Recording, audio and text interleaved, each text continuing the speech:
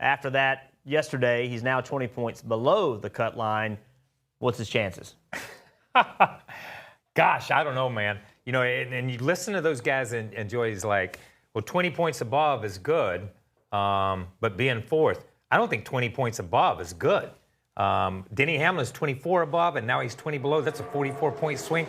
We look at Ryan Blaney, and I said it before, runs fifth at Martinsville, eighth yesterday, and he's lost 5 points. I mean, he keeps going backwards in points. It is such an odd system where you have to make things happen in the stages. Denny's got to go out there, sit on a pole, win the first stage, win the second stage, and just to get back in the game, just to get back to zero.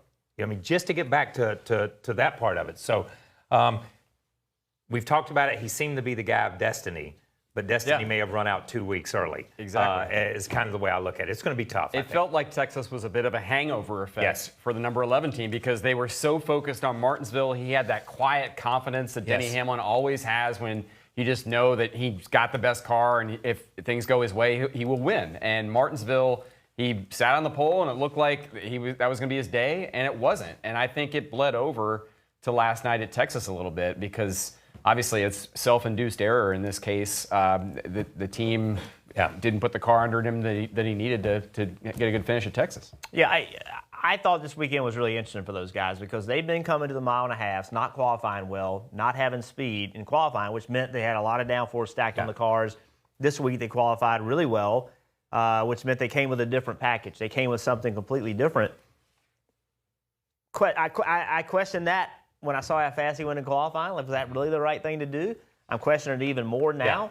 This late in the year, I just don't know that this is the time to make that change. But I know that the crew chief and the driver are right there believing in each other. I know all that, and they went into this thing together. I'm sure of that. But at the same time, Denny driving something that I don't think he was completely accustomed to driving, may have contributed to this. And, it's easy for me to say, right? I'm sitting behind a desk. But I question the decision to do that going into Texas. And I said it on the call. This morning I flew back last night with some of those guys and was chatting with Jimmy Makar as we walked. And I think he was almost stunned that they had fallen so far. That I think they felt like they were comfortable. You talk about going with something different. When you're 24 to the good, you have that little bit of comfort level where you think, well, what the heck? Let's give it a try. Let's go with less downforce. Let's go with this package or whatever. And it almost felt like that a little bit, talking to them. That they thought they could try something. Inside that 8, it's tough to try something. And I want to go one step further with Denny.